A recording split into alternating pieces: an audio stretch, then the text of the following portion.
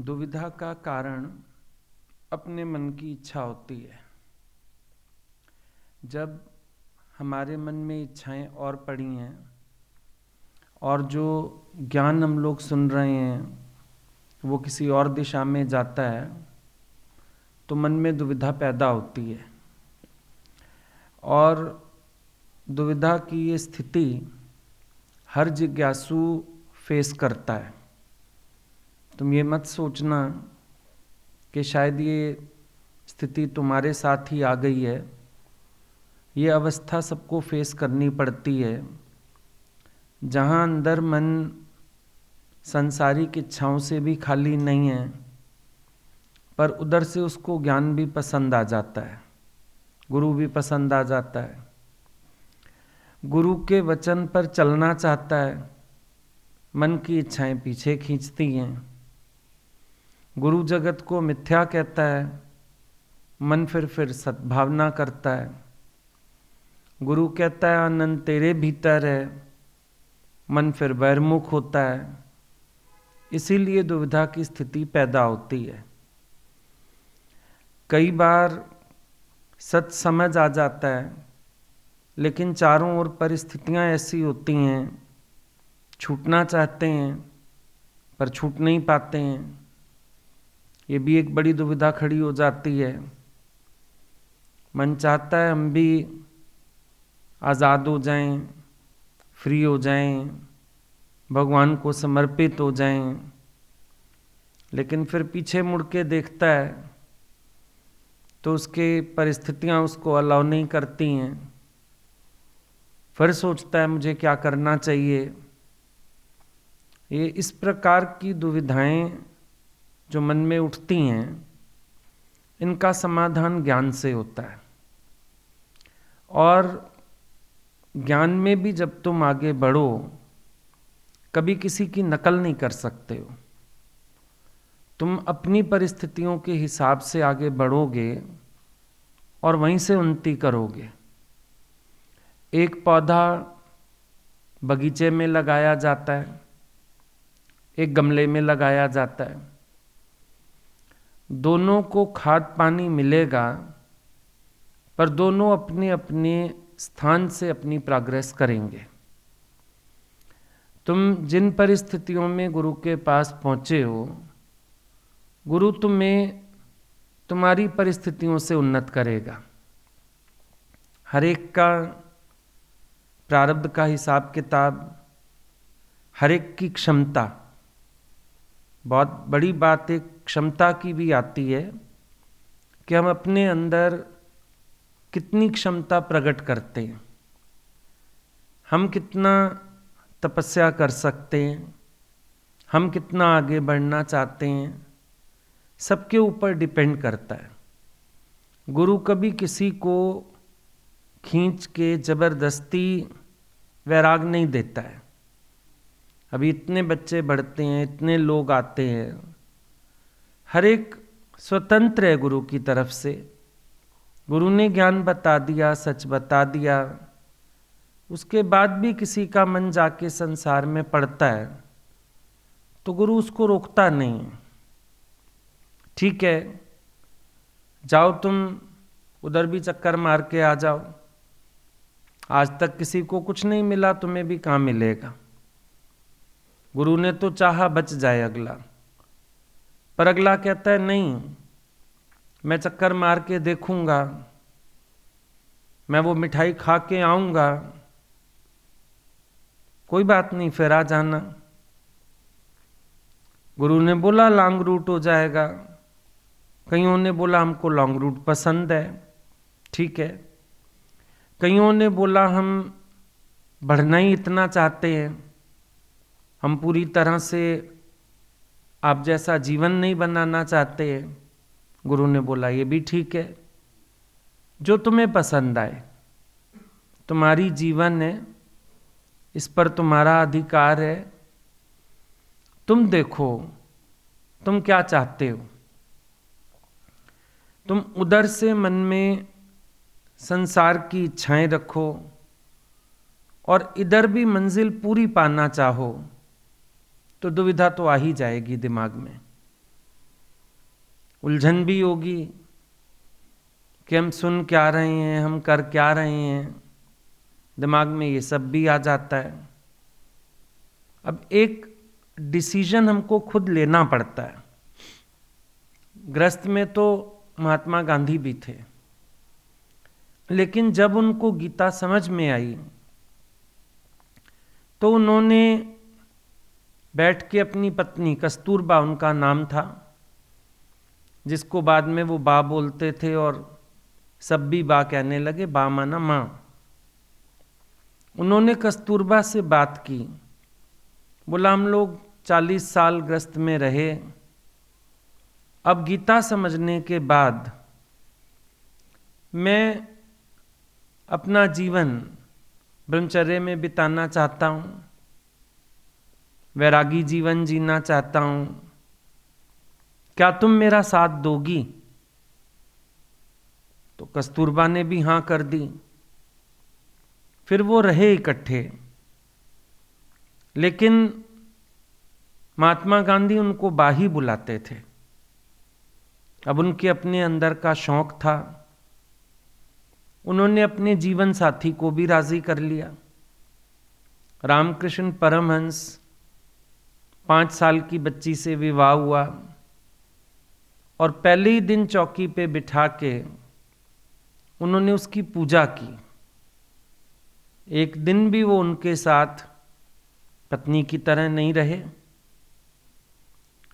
बुल्ले शाह के पास बहुत अमीरी थी, अच्छे खानदान से था, लेकिन जब गुरु की लगन लगी, उसने वहाँ जाके भैंसें भी चराई, गोबर भी उठाए, भैंसों की मालिश भी करी, नहलाया भी।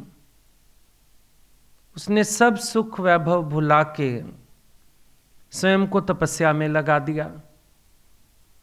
ये बात अपनी चॉइस की होती है, क्योंकि जो चीज तुम दिल से चाहते हैं उसके लिए तुमसे पुरुषार्थ भी हो जाएगा, और जो चीज तुम दिल से नहीं चाहते, जबरदस्ती अपने ऊपर थोपते हो, उसके प्रयास में तुम थक जाओगे। सबसे पहले मोक्ष इच्छा को रखा गया। बोला चतुष्ट साधन पलंग बिछाया, ब्रह्म ज्ञान का तकिया लगाया, शांति का बिस्तर बिछा दिया, ज्ञानी ने गुप्त खजाना पा लिया। अब उसमें सबसे पहले आ गई मोक्ष इच्छा। विवेक विचार सब बाद में, पहली बात आ गई मोक्ष इच्छा की। हमारे अंदर प्रबलता है मोक्ष की, मोक्ष प्राप्त करने की प्रबलता हो। गहरे में एक विचार करके देखो कि जो सुख आज भी मन पाना चाहता है, क्या इन सुखों को वो जन्मों जन्मों से भोगता नहीं आ रहा है? आज भी ये जिस संसार के पीछे भाग रहा है, कितने गए उस संसार में, खाली हाथ लौटे? तो हमारे लिए कोई मिठाई तो रखी नहीं है वहां पर। अभी समझो मृग तृष्णा की नदी है, अब मृग उसमें दौड़ता है, क्योंकि वो विवेकहीन है, विचारहीन है, वो दौड़ता है, पांव भी जलते हैं और उसको नजर आता है पानी है, पानी है, प्यासा है, दौड़ता रहता है। लेकिन एक मनुष्य देखता है, मृग दौड़ दौड़ के, भटक भटक के गिर गया, आखिर पाया कुछ नहीं। और भी कई लोग बाल्टी लेके गए, वो भी खाली वापस आ गए, कुछ मिला नहीं। तो मनुष्य के पास विवेक है, वो देख सकता है कि जब इनको कुछ नहीं मिला, मुझे क्या मिलेगा। पर मन तुम्हारा कहता है शायद इनको नहीं मिला, हो सकता है मुझे मिल जाए। शायद इनको ढूंढना नहीं आया होगा। अब मेरे पास तो ज्ञान है, मैं वहां भी पूरा उतर जाऊंगा, यहां भी पूरा उतर जाऊंगा। बड़ी तरह की बातें, गलतफहमियां अपने ही अंदर मन पाल लेता है और दुविधा में जीवन जीता है। ऐसा नहीं है कि तुम्हें कुछ त्याग करने की बात यहां कही जाएगी। त्याग करने की आवश्यकता नहीं है, लेकिन गुरु तुम्हारी परिस्थितियों से ही तुम्हें ऊंचा उठाता है, मदद करता है, बशर्ते तुम्हारी इच्छा प्रबल हो इधर आगे बढ़ने की। अपनी चाहना पे ही तो बहुत कुछ निर्धारित है। ग्रस्त को भी खराब नहीं कहा, पर आसक्ति को खराब कहा। ग्रस्त में जो रहे उदास, नानक हम ताका दास। आज देखो तुम भगवान के लिए क्या शब्द इस्तेमाल होते हैं, कमल नैन, चरण कमल, उनके साथ बार बार कमल लग जाता है। कमल कौन है? जो कीचड़ में न्यारा है, कमल उसको बोलते। ज्यों ज्यों कीचड़ बढ़ती है फूल और ऊंचा होता जाता है, कीचड़ उसको लिप्त नहीं करता। तो भगवान के लिए हम बोलते हैं कमल नैनम, सुने होंगे तुमने भी बातें।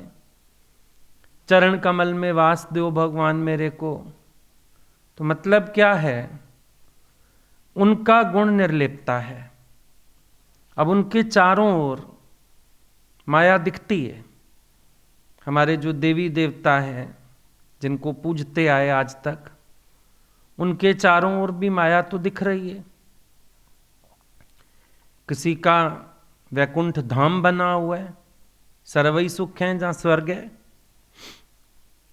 किसी के पास पत्नी भी बैठी है, कहीं कहीं बाल बच्चा भी बैठा है। दिख तो रही है सारी माया, लेकिन इस सारी माया में रहते हुए भी वो इसी माया से उपराम है, इसी माया से निर्लेप हैं, इसी माया के अधीन नहीं है। ज्ञान क्या कहता है? पूर्ण में परिचिंता भागे, ना कुछ ग्रहण ना कुछ त्यागे। बाहर से त्याग और ग्रहण, इसका विचार मत करो, तुम्हारा मन उलझाएगा। त्याग और ग्रहण की आवश्यकता नहीं है। किसी चीज को फेंकने की भी जरूरत नहीं है। जो चीज जहां है उसको वहीं रहने दो। जरूरी नहीं तुम पत्नी को तलाक दोगे तो आगे बढ़ पाओगे। मान लो किसी ने शादी नहीं की, पर अगर उसके अंदर कामना शेष है तो एक पत्नी तो नहीं है, पर वो 1000 से मन गंदा कर सकता है। पर अगर किसी के पास एक है और वो उसके साथ भी संयम से जी सकता है, तो वहां से उन्नत हो सकता है। ज्ञान माना समझ, ज्ञान माना कुछ करना या नहीं करना, ये मतलब नहीं है। ज्ञान का सीधा सीधा अर्थ है समझ। और जब एक समझ धारण हो जाती है, वो अपना काम करती रहती है। समझ काम करती है। अभी हम सड़क से निकलते हैं, अचानक कुत्ता आ जाता है आगे।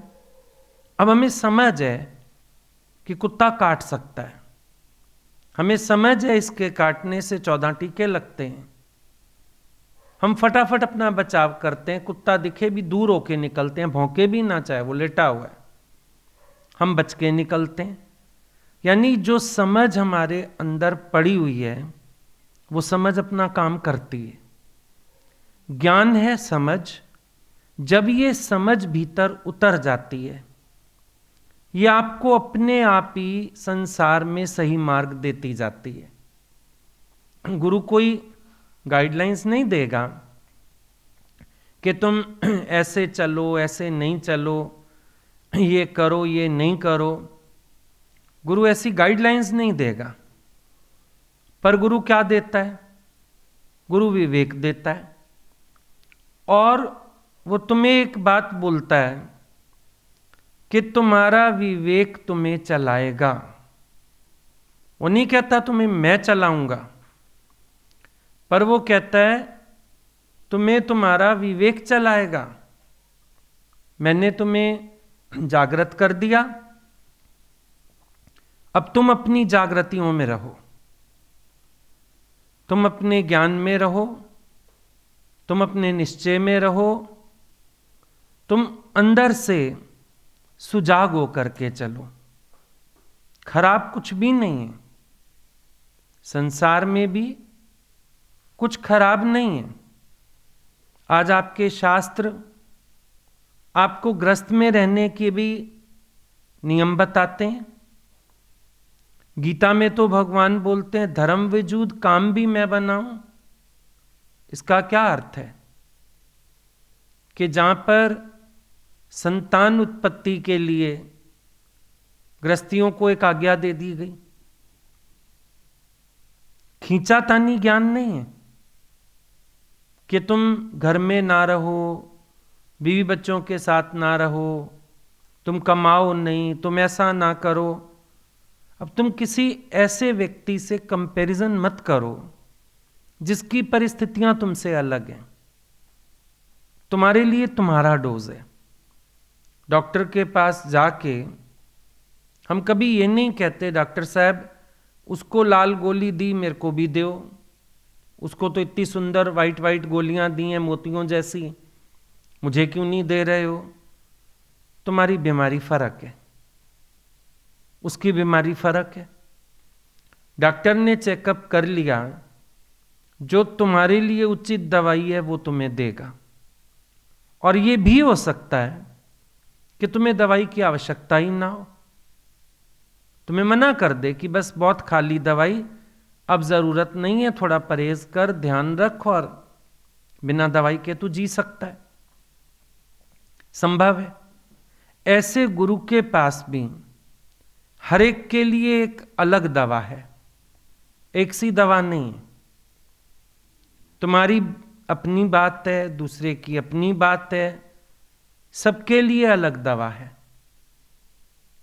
अब कुछ भूलें यूं भी हो जाती हैं, ज्ञान तो हमने सुना होता है, लेकिन जब तक ज्ञान गहरा ना हो, समझ ना पूरी खुले, मन थोड़ा संसार में भी बढ़ जाता है, सत्संग सुनते सुनते भी बढ़ जाता है, फिर पछतावा करता है, अरे हम ना बढ़ते, ना ऐसे करते। पर इन सब चीजों को सोचने का कोई फायदा नहीं है। अब तुम वहां से प्रोग्रेस करो जहां तुम खड़े हो, वहां से उन्नत हो। पिछली बातों को पकड़ने का भी यूज नहीं है,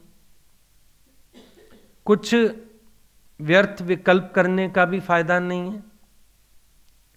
पर आज देखो तुम आज कैसे अपनी उन्नति कर सकते हो। आज तुम सिमरन में मन लगा सकते हो, एक शुभ इच्छा लेके अभ्यास में लगो। वो एक लड़का था, उसका राजकुमारी से विवाह करने का मन था, लेकिन बहुत गरीब घर का था। लेकिन पसंद इतनी थी राजकुमारी, रहा ही नहीं गया, उसके पास पहुंच गया और उसको जाके बोलता है मैं तुमसे विवाह करना चाहता हूं।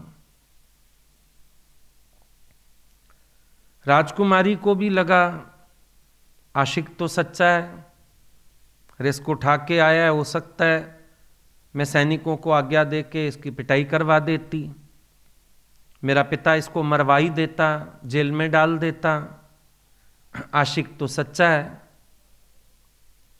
तो इसके साथ कुछ गलत नहीं करना चाहिए, इसका मन भी नहीं तोड़ना चाहिए। उसको बोलती है तू जाके 10 साल तपस्या कर, मैं फिर तेरे से शादी करूंगी।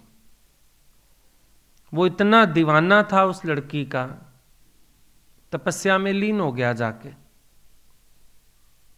अब शोर भी मच गया, 10 साल से तपस्या में बैठा है लड़का, और ये भी शोर हो गया कि शायद ये राजकुमारी को चाहता था, उसी के लिए तप कर रहा है। खबर राजकुमारी को भी पड़ गई, चल के गई, उसको कहती है 10 साल हो गए, मैं बड़ी खुश हूं तुमने मेरा कहना माना, मैं तुमसे शादी करने को तैयार हूं। लड़का हंस पड़ा, बोला पर अब मैं तैयार नहीं हूं, तुमने मुझे अंदर के आनंद का वो रास्ता दिखा दिया जिसमें मुझे अब तुम्हारी भी आवश्यकता नहीं रही, मुझे जरूरत ही नहीं लग रही शादी की, जरूरत नहीं लग रही तुम्हारी सुंदरता की, तुम्हारे साथ की, मैं तो अपना आनंद अपने भीतर पाके बहुत खुश हूं। मुड़ गया वो।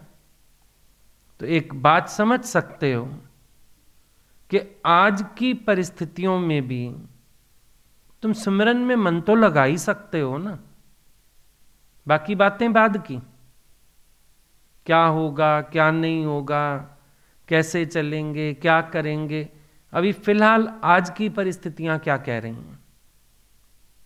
आज तो सिमरन में मन लगाओ, कल की कल देखेंगे। अब तुम कल आने वाले समय की कल्पना में आज भी सिमरन में मन लगाने को तैयार नहीं होते हो, अजीब बात है ना। अब जब समय आएगा, अभी समझो कोई घर से दूर रहता है, आजकल कमाने के लिए बच्चे दूर जाते हैं, अब पत्नी कहाँ तुम कहाँ, या समझो शादी होएगी क्या होगा, बाद की परिस्थितियां, उनको हम आज विचार के और सुमिरन में मन नहीं रखते। वो लड़का सियाना था, उसने राजकुमारी का भी ध्यान छोड़ के सिर्फ तपस्या में मन लगा। अब लगाया मन तपस्या में तो वहीं प्राप्ति हो गई, राजकुमारी की इच्छा भी छूट गई। अब आप क्या करते हो, आप सिमरन में भी बैठते हो, ध्यान में भी बैठते हो, सत्संग भी सुनते हो, हर बात में अपनी परिस्थितियों की टांग साथ अड़ा लेते हो। फिर मेरी हालत तो ये है, फिर मेरे साथ तो फ्यूचर में ऐसा होना है, अच्छा फिर अगर हमने शादी की तो क्या पत्नी को छोड़ देंगे, फिलहाल तो छुट्टी पड़ी है ना, फिलहाल तो पास नहीं है, फिलहाल आई नहीं है, तो फिलहाल तो मन सुमिरन में लगाओ, जड़ तो पक्की करो। जो पौधा ये सोचने लगे मेरे ऊपर झूले डाले जाएंगे, टहनियां काटी जाएंगी, उन्नति कैसे करेगा, पेड़ तो बन, फिर देखेंगे।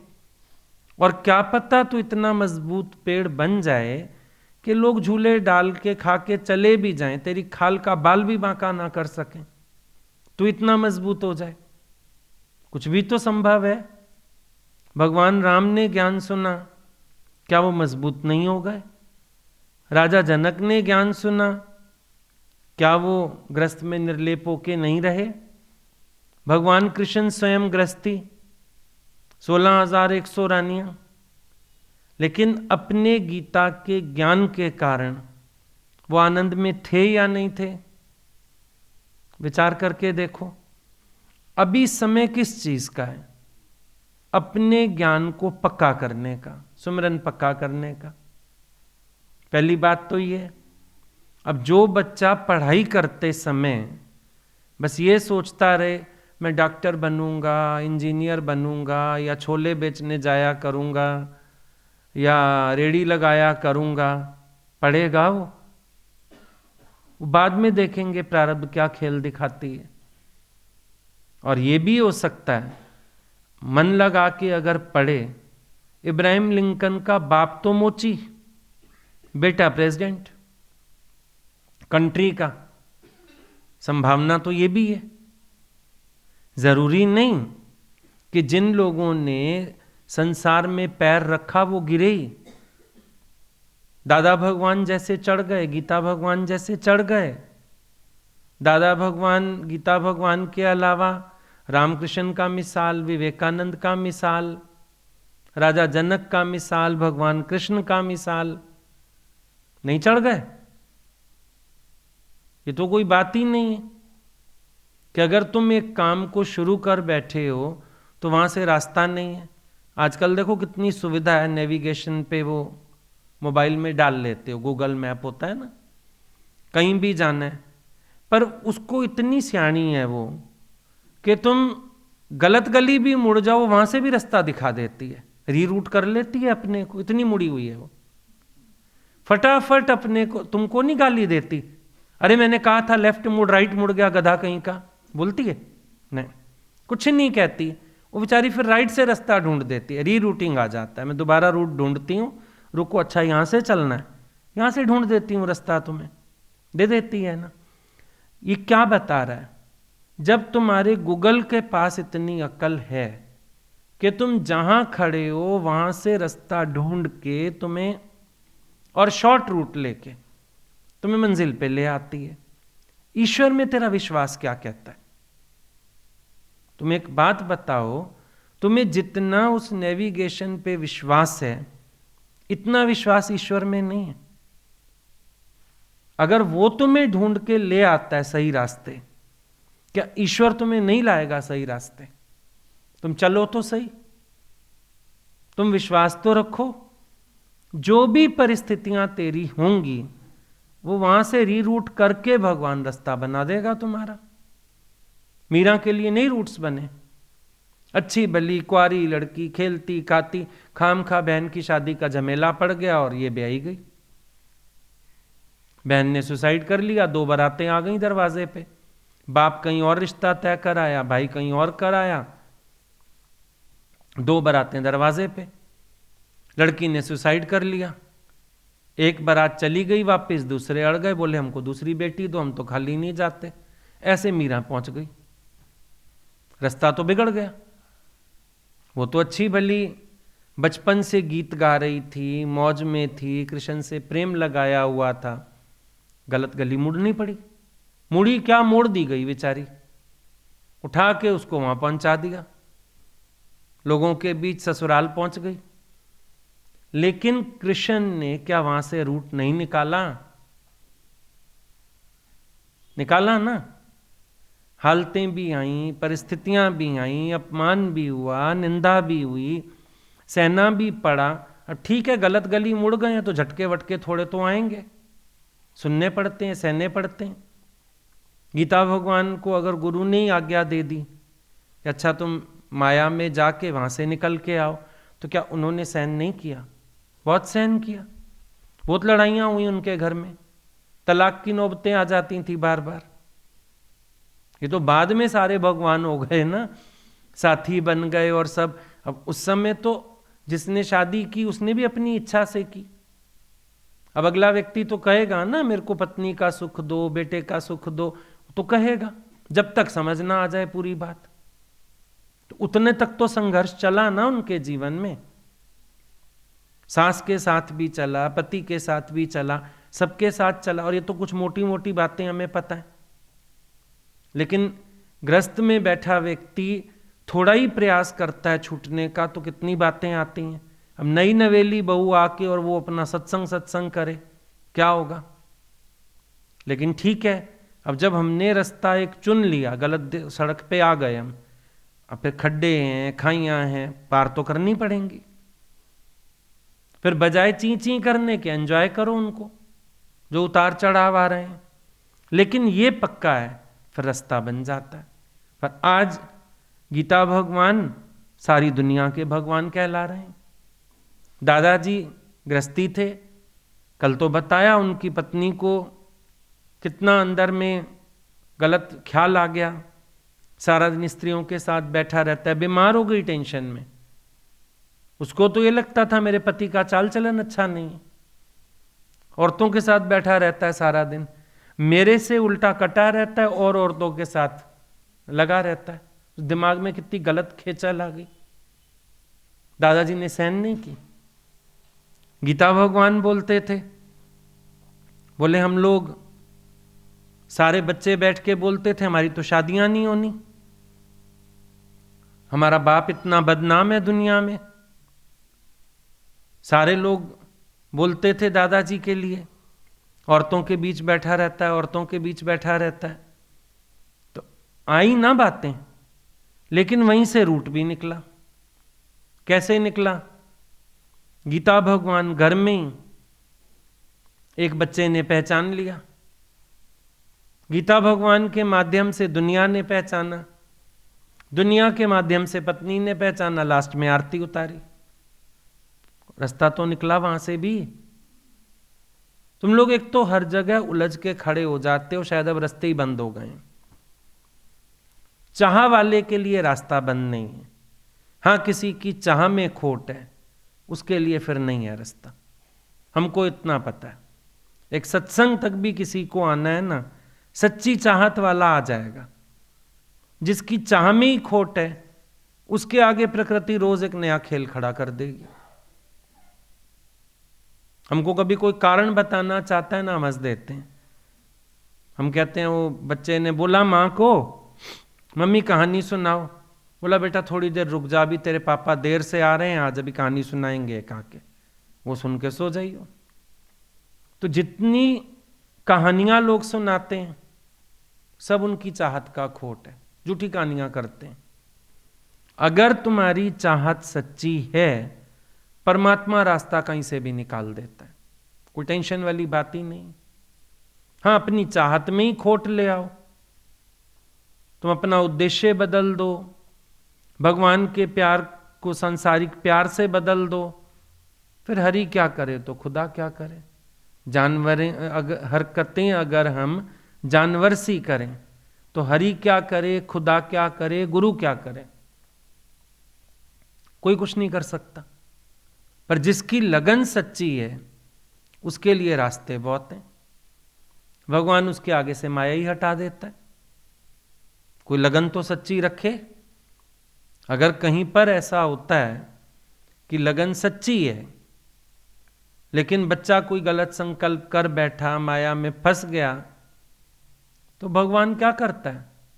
उसकी माया समेटता है उसके आगे से और बच्चे को रास्ता देता है। तब बोला अगर कुछ हाँ हूं हो भी गई, फिर सत्संग को बुरा बताना ना। सब तरफ से जागृत होकर चलना पड़ता है, सावधानी ज्ञान है। अगर चाहत सच्ची है, एवज में क्या छूट रहा है, इस तरफ भी ध्यान नहीं जाएगा। लगन सच्ची हो, मीरा की लगन सच्ची है, जहर प्याले भी पी के बढ़ती है आगे। ज्यादा में ज्यादा क्या होगा, प्राण जाएगा, जाए, लेकिन भगवान ने जाने नहीं दिया प्राण। संभाला अपने भक्त को, संभाला अपने बच्चे को, उसके लिए रास्ते बनाए। अब चाहे देखने में तुम्हें खराब लगेगा, भाई राणा ने घर से निकाल दिया, पर मिल गई मीरा नू प्रीतम दी गली। मीरा के लिए अच्छा हो गया, खुद घर छोड़ती बदनामी होती। इन्होंने निकाला, शोर तो मचा। मीरा फटाफट तैयार होकर वृंदावन चल दी। वहां भी उसको तंग किया पंडितों ने बहुत, दर्शन नहीं करने देते थे, मंदिर में नहीं आने देते थे, तुम स्त्री हो तुम। वहां भी मन खटा हो गया, द्वारका चली गई। वहां पे रणछोड़ दास जी का मंदिर है, वहां जाके रही द्वारका में। रस्ते से रस्ते बनते चले गए। तुम पहले ये देखो तुम चाहते क्या हो। सारा कुछ मौजूद है संसार की बाजार में, पत्ते भी हैं, पत्थर भी हैं, हीरे भी हैं, कंकड़ भी हैं। तुम बताओ तुम्हारी चॉइस क्या है, तुम क्या पाना चाहते हैं। तुम अपने अंदर बैठ के विवेचन करो, तुम्हें क्या चाहिए, रास्ते तो फिर बन जाएंगे। मां कहती है बच्चे को बता दे एक बार खाना क्या है, वो मैं देखती हूं कैसे अरेंज करना है, तू बता क्या खाना है। हाँ मम्मी परांठा खाना है, ठीक है मैं देख लेती हूं, आलू भी है, गाजर भी है और सब्जियां भी हैं, नहीं तो नमक मिर्च का तो बन ही जाएगा। तो एक बार बोल तो सही खाना क्या है। ईश्वर को एक बार अपनी लगन तो बताओ, अपनी भावना तो बताओ, तुम चाहते क्या हो?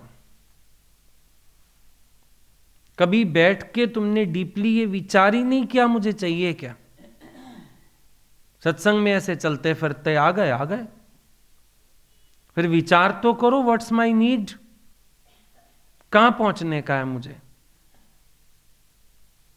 यहां से चले जाओ, अभी तुम शिमला घूमने चले जाओ, किसी और हिल स्टेशन घूमने चले जाओ, फिर वहां भी वो गाइड भी पूछेगा भाई कहां जाना है, टैक्सी वाला भी पूछेगा कहां जाना है, पहले होटल ढूंढना है, फिर कहां कहां घूमना चाहते हो, दिमाग में तो कुछ होगा ना। बस हम तो आ गए। सत्संग में भी कई बार हम आ जाते हैं, लेकिन आने के बाद एक बड़ा डीप थॉट होना चाहिए, व्हाट्स माई एम, मैं क्या लेने आया हूं, मैं क्या करने आया हूं। गुरु के पास तो हर तरह की युक्ति है, तुम बताओ तुम क्या चाहते हो, सब है गुरु के पास। बंधे को बंधा मिले, छूटे कौन उपाय, सेवा कर निर्बंध की पल में दिए छुड़ाए। जो स्वयं निर्बंधन है उसके लिए कुछ कठिन नहीं है, पर पहले तुम बताओ तुम क्या चाहते हो। मुश्किल कुछ नहीं है, अपने स्वभाव, अपनी आसक्तियां, ये मुश्किल है। ना संसार मुश्किल है, ना ग्रस्त मुश्किल है, ना पत्नी नागिन होती है, ना माया नागिन होती है। ये सब पुरुष जमात ने अपने असंयम को नाम दिए हुए हैं, है कुछ भी नहीं। ये पुरुषों की जमात से संयम हुआ नहीं तो बोला स्त्री नागन है। स्त्री का है नागन है? स्त्री तो भगवत स्वरूप है, देवी माता की पूजा नहीं करते, फिर वहां तो नहीं खराब भाव किसी का। स्त्री का है नागिन है, माया नागिन है। माया क्यों नागिन है? विष्णु जी ने पैरों में बिठा रखी है, सेवा कर रही है, नागिन कहां से है? मनुष्य जहां पर खुद असंयमी है वहां वो बाहर परिस्थितियों के नाम रखने शुरू कर देता है,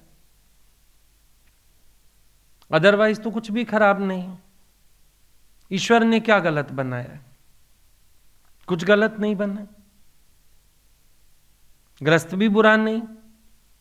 अभी समझो तुम अपनी पत्नी को साथ लेके इस मार्ग पर बढ़ो, समझो तुम रास्ता दिखा देते हो, मैं सत्संग जाता हूं, तुम भी सुनो, अगले का भी मन बन जाता है। अब जहां दुनिया तुम्हें ये देखेगी कि ये शादी किया हुआ जोड़ा पति पत्नी का, अपने निश्चय और अपने भाव से तुम तो नारायण और लक्ष्मी का अवतार भी बन सकते हो। तुम्हारे ऊपर है। मिट्टी है कुम्हार के यहां, चाहे तो देवता की मूर्ति गढ़ दे, चाहे तो नर्तकी गढ़ दे, मिट्टी तो वही है। किसी ने पूछा था, भगवान तुमने मनुष्य को मिट्टी का क्यों बनाया? सोने का बनाते, चांदी का बनाते, हीरे जवाहरात थे तुम्हारे यहां। भगवान ने बोला मिट्टी में संभावना है, जो बीज डालो वो प्रस्फुटित हो जाता है। इसीलिए मैंने मनुष्य को बनाने के लिए मिट्टी चुनी कि वो अपने जीवन के प्रति जो बीज डालेगा संकल्प का, वही वृक्ष हो जाएगा। तुम्हारी संकल्प में ही सृष्टि है, जैसा संकल्प करोगे अपने जीवन को वही रूप दे सकते हो। अब लकड़ी आती है, वो तो पेड़ कट कट के शतीर आते हैं बड़े बड़े, कई बार तुमने ट्रकों में लदे हुए भी देखे होंगे। पहले तो नदियों के थ्रू आते जाते थे, जब ये टेम्पू ट्रक नहीं थे, पेड़ काट के ना नदी में धकेल दिए जाते थे, नदियों से तैरते हुए पहुंच जाते थे शहरों तक, और कोई रूट ही नहीं था इतने बड़े शतीर लाने का। अब लकड़ी आती तो उसी शेप में है, लेकिन जब पहुंच जाती है कारपेंटर के यहां, वो काट के कहीं सोफा, कहीं दरवाजा, कहीं मेज, क्या क्या चीजें बना देते हैं आजकल तो। वुडन फर्नीचर बहुत अच्छा अच्छा, अलमारियां बन जाती हैं। लकड़ी तो वहीं से आई, कहीं और से आई, वहीं से आई है लकड़ी तो। अब लकड़ी तो लकड़ी है, शेप कोई भी दे दी गई। अच्छा, इससे भी ऊपर एक बात देखो, एक चंदन की लकड़ी होती है, उसको आरी नहीं लगाते, कील नहीं लगाते, फर्नीचर नहीं बनते उससे। वो पूजा के काम आता है, वो घिस घिस के ठंडक देता रहता है तो लकड़ी। ब्रह्मज्ञानी ने भी यही नर्तन धारण किया है, लेकिन उसका जीवन पूजनीय हो गया। उसने अपने तन मन धन को घिसा के सबके मस्तक ठंडे कर दिए। काम क्रोध चले गए, सबके मस्तक ठंडे हो गए। ख्यालों की तपस चली गई, ठंडे हो गए। जिसने धारण किया, गुरु का वचन धारण करते हो, मस्तक लगाते हो उनके चरणों में, क्या हुआ? ठंडक पड़ गई। उनकी चरण धूल कल्याण कर देती है। लकड़ी तो वही है, चंदन की भी, पर वो घिस घिस के सबको खुशबू बांट रही है और ठंडक बांट रही है। दूसरी लकड़ी कट पिट के साजो सामान बन रही है। देख लो अपने जीवन का तुमने क्या करना है, जिस दिशा में ले जाओ। अब घिसेगा तो ये चंदन भी, कटेगी वो लकड़ी भी, पीड़ा दोनों में है। लेकिन वहां पर बाद में फर्नीचर टूट जाएगा, कंडम हो जाएगा, फिर होली में जला देंगे लकड़ी, लोहड़ी में जला देंगे। चंदन वो घिसत घिसत घिस जाए, आखिरी तक घिसता रहता है वो, और कभी भगवान के मस्तक पे तो कभी भक्तों के मस्तक पे खुशबू फैलाता है, ठंडक फैलाता है। जीवन का ऐसा तो हो नहीं सकता कि हम इसको कहीं बंद करके रख लें। जाएगा तो सही, कहां जाएगा ये हमारे अपने ऊपर बात है। हम इस जीवन का क्या करते हैं ये हमारे ऊपर बात है। हम इस जीवन को कौन सी दिशा देते हैं ये हमारे ऊपर बात है। लेकिन जो दिशा देना चाहोगे वही हो जाएगा। सबसे पहले शुभ इच्छा, मोक्ष इच्छा, उसके बिना काम नहीं बनेगा। विवेक, विचार, षट संपत्ति, मोक्ष इच्छा, ये 4 साधन है। जैसे एक पलंग होता है, तखत होता है, इसके 4 पाए हैं, 4 पाई बोलते हैं। घर में सोने के लिए होती थी 4 पाई। 4 पाए माना विवेक, विचार, षट संपत्ति और मोक्ष इच्छा। हम इसमें मोक्ष इच्छा को सबसे आगे रखते हैं। मोक्ष इच्छा से गुरु के पास आओगे, गुरु विवेक जगाएगा, विवेक से विचार होगा, और विचार से षट संपत्ति हासिल होगी। तुम्हारे 4 साधन पूरे होंगे। पहला साधन ही पूरा नहीं है, 1 पाया ही कम है 4 पाई का, तो 4 पाई बची कहां? सो सकोगे उस पे, बैठ सकोगे? पहला पाया मजबूत, मोक्ष इच्छा। योग वशिष्ठ में वशिष्ठ मुनि बताने लगे 7 भूमिकाएं। उन्होंने भी सबसे पहली बताई शुभ इच्छा, फिर सुविचारना पे गए। सबसे पहली शुभ इच्छा। गुरु तो ग्रस्त में बैठे भी भगवान बना देता है। तुम देखो, तुम्हारी चाहत सच्ची है, मन तुम्हारा विकल्प दिखाता है, फिर क्या होगा? कोई नाराज तो नहीं होगा, कोई दुखी तो नहीं होगा, कोई ऐसा तो नहीं होगा। अब ये विकल्प एक तरफ कर दो, संघर्ष तो आएगा। ऐसा नहीं हो सकता संघर्ष ना आए, लेकिन इतना पता है कुछ ना बिगड़ेगा तेरा सतगुरु शरण आने के बाद, हर खुशी मिल जाएगी कदमों में झुक जाने के बाद। इतनी बात पक्की है, कुछ बिगड़ेगा नहीं। अप डाउन्स आते हैं, बातें आती हैं, फिर गुजर जाती हैं, ऐसा कुछ नहीं। आज जब हम एक सांसारिक इच्छा के लिए एक दूसरे को राजी बना लेते हैं, बहुत सारी बातें होती हैं हस्बैंड वाइफ के बीच, सांसारिक बातें, जिनके लिए एक दूसरे को मना लेते हैं, कभी मान लेते हैं कभी मना लेते हैं, कॉम्प्रोमाइज से ही तो गाड़ी चलती है। तो परमात्मा तो सबको प्यारा है, ऐसा नहीं है किसी के अंदर भी भगवान के लिए प्रेम नहीं है, प्यास नहीं है। भगवान सबको प्यारा है। कोशिश करोगे तो सब तुम्हारे साथी बन जाएंगे इस मार्ग पर भी। पहली बात अपनी होती है,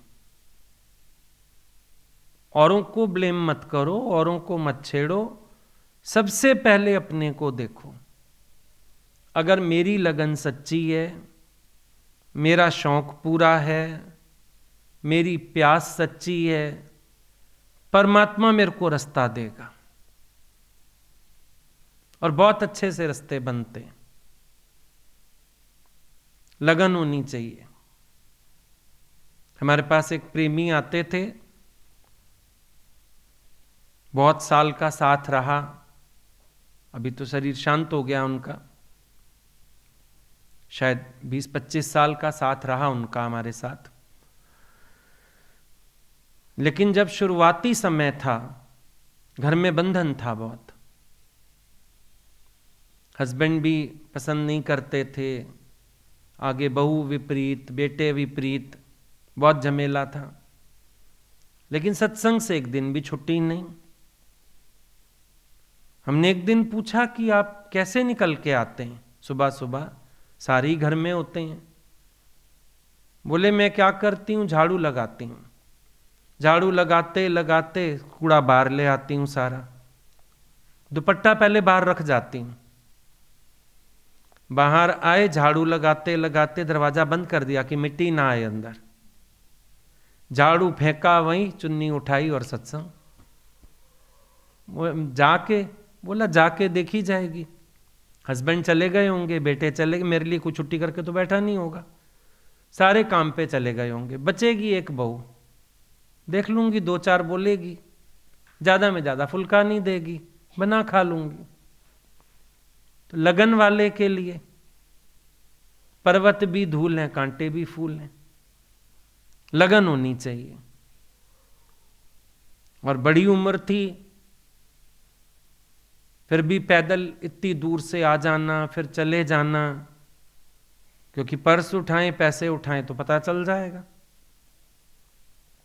पैदल यात्रा। कभी कभी हंसते थे, बोला महात्मा गांधी दंडी यात्रा नहीं करता था, मैं भी कर लेती हूं। सही बात है। अपनी भावनाएं सब रास्ते खोल देती हैं। अगर लगन हो सच्ची, प्रकृति को झक मार के भी रास्ता देना पड़ता है। ये दुविधा वाला काम ना इच्छा वाले का है, जो ये भी चाहता है वो भी चाहता है। घर जीवी कजे हर जीवी कजे, दुविधा वहां आ जाती है। और तुम एक एम बना लो, बाकी काम भगवान का। उसने कैसे निकालना है, कैसे आगे बढ़ाना है, कैसे उन्नत करना है। इंसानों को बीमारी है,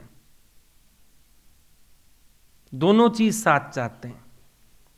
पार्टी में जाओ ना, तो शादी में जाओ, तुम्हारा मन होता है आइसक्रीम भी खाऊं, कॉफी भी पीऊं। ठंडा गरम क्या करना, एक ले लो। नहीं नहीं, ठंडे के ऊपर तो गरम खा सकते हैं ना, आइसक्रीम खा के ऊपर से कॉफी पी के आएंगे, चाहे पेट बिगड़े। और तुम्हें चाहिए, दोनों चाहिए, गर्म भी ठंडा भी। कॉम्बिनेशन बनाए हैं, भटूरे छोले खाते हो, पूड़ी छोले खाते हो, साथ लस्सी ठंडी। अरे भाई, गर्म चीज खा के ऊपर से ठंडी, मिर्ची के साथ चीनी वाली लस्सी, उसमें स्पाइसी है, मिर्च है, उसमें मीठा है। लोग कहते हैं मिर्ची खराब करती है, ये मिर्ची के साथ मीठे का कॉम्बिनेशन खराब करता है, ठंडे के साथ गर्म का कॉम्बिनेशन खराब करता है। पेट एक चीज तो सहेगा ना, तुम जबान के रस के अधीन दोनों पकड़ते हो, काम हो जाता है खराब। ऐसे फिर इस मार्ग पर चलते हो, चाहते हो संसार की तपन, भगवान की ठंडक दोनों इकट्ठी ले लूं, संसार का अंधेरा भी ना छूटे, भगवान का प्रकाश भी मिल जाए। अरे भाई, जहां प्रकाश आएगा अंधेरा आप ही विदा हो जाएगा, हम क्या करें? तुम कहते हो आप बता दो, प्रकाश हो जाएगा ज्ञान का, मेरा अंधेरा तो नहीं छूटेगा। भाई, हम नहीं छुड़ाएंगे अंधेरा, पर अंधेरा खुद भाग जाता है रोशनी को देख के, हम क्या करें? तुम्हारी दुविधा ये हो जाती है, दो खरबूजे एक हाथ में पकड़ना चाहते हो, दोनों नहीं आते हाथ, छूटेगा उधर भी कुछ नहीं, लेकिन तुम्हारा होके भी नहीं रहेगा, छूटता संसार भी नहीं है, पर यह पता लगने लग जाता है ये संसार अब हमारा नहीं है और हमको अपना नहीं मानता। रहोगे एज गेस्ट, पर उनकी बिरादरी के नहीं हो अब तुम कहो हम उतना भी ना सहें, ये नहीं हो सकता। रहते तो हैं, उन विचारों की भी मजबूरियां में रख बैठते हैं, हमारी भी मजबूरियां में रहना है उनके साथ, लेकिन फील प्रॉपर होता रहता है कि हम लोग इनकी बिरादरी के हैं नहीं, शायद इनकी मजबूरी है, जहां जहां हमें धकेल रहे हैं अपने साथ, बाकी तो चक्कर कुछ और ही है।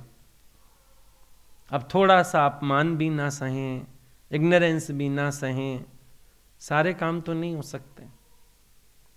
और ये कभी गलतफहमी पालना मत, ज्ञान ग्रस्त में सुखी करता है, ज्ञान में सुखी करेगा। दिखेगा तुम घरग्रस्त में बैठे हुए, कहने में आता है फूल बगीचे में लगा हुआ है, फूल बगीचे में नहीं लगा हुआ है, फूल पेड़ की डाल पे लगा हुआ है, कहने में आता है। गुरु ग्रस्त में सुखी करता है, नहीं, गुरु ज्ञान में सुखी करता है। बैठे हम उसी संसार में, पर संसार से न्यारे होके ही तो हम सुखी होते हैं। कोई संसार से जुड़ के आसक्ति रख के सुखी हो कैसे सकता है?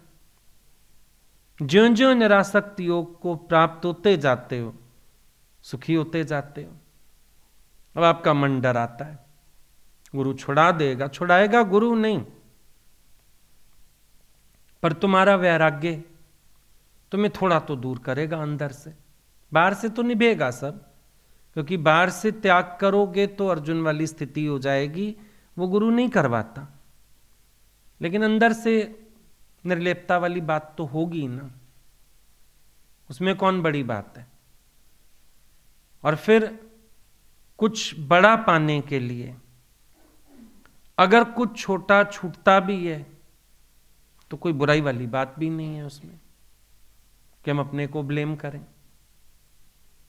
अगर एक महान उद्देश्य की पूर्ति के लिए कुछ छोटा छूटता भी है तो छूटे।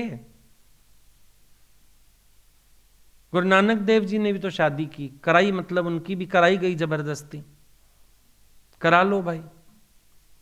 पहले ही दिन जाके मोदी खाने सो गए, 12 साल रटन पे निकल गए। जब एक देश का जवान देश के लिए निकलता है, वो घर के कई छोटे छोटे काम नहीं कर पाता, बच्चों की पीटीएम में नहीं जाएगा, सब्जी नहीं लाके देगा, लेकिन उसको दोष आता है क्या? दोष दुनिया नहीं देती, दोष हमारा मन देना शुरू कर देता है। तुम देखना, परिस्थिति तुम्हारे सामने आई भी नहीं है कोई, और तुम्हारे मन ने उन परिस्थितियों का विचार करके तुम्हें भय भी दे दिया। माया कहां हुई फिर? मन में हुई, बाहर हुई। अब महात्मा गांधी का मन डराता रहता, पत्नी से पूछूं नहीं पूछूं, तलाक दे देगी, छोड़ जाएगी, 100 विकल्प चलते। पर उसने बात की, पत्नी ने तो उसकी बात का स्वागत किया। जब हमारे भाव अच्छे होते हैं, सामने वाला उल्टा हमारा मददगार बनता है, भगवान उसके घट से प्रकट हो जाता है। महात्मा गांधी बैठ के विकल्प करते अगर, तो कभी गीता पे चल ना पाते। उन्होंने बैठ के पत्नी से बात कर ली, बल्कि उसकी बात को समर्थन मिल गया, दोनों एक दूसरे के सहयोगी हो गए, आगे बढ़ गए। अब मन दिखाता है विकल्प, पर सच तो यह है कि तुम शुद्ध हृदय बनो, शुद्ध हृदय से संकल्प करो, परमात्मा और परमात्मा की पूरी प्रकृति तेरे पक्ष में खड़ी हो जाएगी। पूरी प्रकृति। तुम एक बार चलो तो सही, संकल्प तो करो अच्छा, शुद्ध हृदय से अपने अंदर संकल्प का बीज तो डालो। रास्ते भगवान बनाता है। माया किसी भी व्यक्ति को उतना पकड़ती है जितना वो अपने को पकड़े जाने देता है। याद रखना इस बात को। हर एक इंसान जितना अपने को पकड़ा जाने देता है ना, उतना ही पकड़ा जाता है, ज्यादा नहीं पकड़ा जाता। ये गलत फहमी है। लोग हमें पकड़ते हैं, तुम जितना पकड़े जाने दो। किसी घर में शादी है, पहले ही सोच लेता है 15 दिन तो नहीं जा पाऊंगा सत्संग, वो नहीं आ पाएगा। और कोई सोच लेता है ले मेरा काम ही क्या है, मेरा बस चला तो मैं तो शादी वाले दिन क्या डोली लेके आऊंगा, उस दिन भी जाऊंगा सत्संग, उस दिन भी आ सकता। संसार नहीं पकड़ता। बहू की डिलीवरी है, अभी भाई महीना एक तो मुश्किल हो जाएगी, 1.5 महीना ही मुश्किल पड़ेगी, महीना तो छोड़। और कोई ये कहे कि मेरा तो कोई काम ही नहीं है ऐसा कि मैं बैठूं, उसका संकल्प छुड़ा भी देगा। अब चाहे बहू की आ जाए मां, तो चाहे आ जाए बहन, तो चाहे वो अपने आप में स्ट्रांग होके कहे कि जाओ आप 2 घंटे अपने लगाए आओ। एवरीथिंग इज पॉसिबल, तुम्हारे ऊपर है। ऐसे लड़के भी देखे जिनकी अपनी शादी थी, वो शादी वाले दिन सत्संग आए बैठे थे, सवेरे डोली लेके आए, खुद सत्संग आए बैठे थे। उसके बाद बोला मंदिर वैसे भी तो जाते हैं, हम यहीं आ गए मत्था टेकने, सत्संग भी सुन लिया अपना। लगन की बात है, अपनी चाहत की बात है खोट तेरे मन में तो भगवान से है दूर।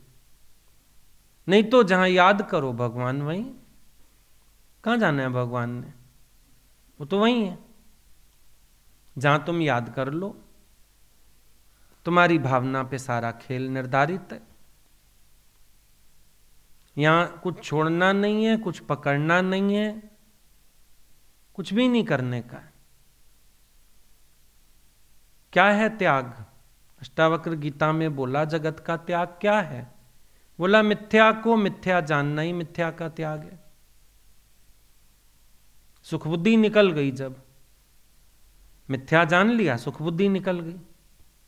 आसक्ति नहीं है तो तेरे लिए चीज पड़ी भी है नहीं भी है। छोटे होते जिन खिलौनों में जान बसती थी, अब तुम बड़े हो गए, कईयों के घर खिलौना कोई ना कोई मां रखे रखती है बच्चे की निशानी। अब वो खिलौना है भी नहीं भी है तेरे लिए। कभी उठा के भी देखा है? कभी उठा के भी देखा? तो मिथ्या को मिथ्या जान लिया, मिथ्या का त्याग हो गया ना। याद भी नहीं है पड़ा, कहां पड़ा है ये भी नहीं पता। माँ कह देती तेरी चीज है, हाँ ये कहाँ पड़ी हुई थी, याद भी नहीं।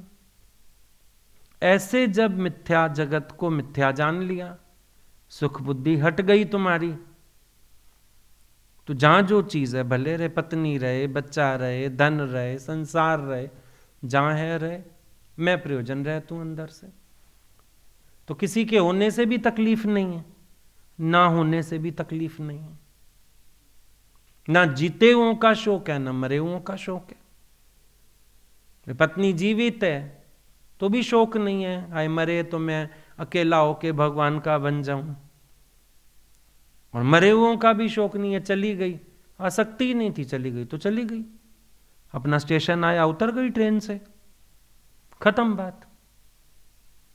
अवस्था क्या है ज्ञान में?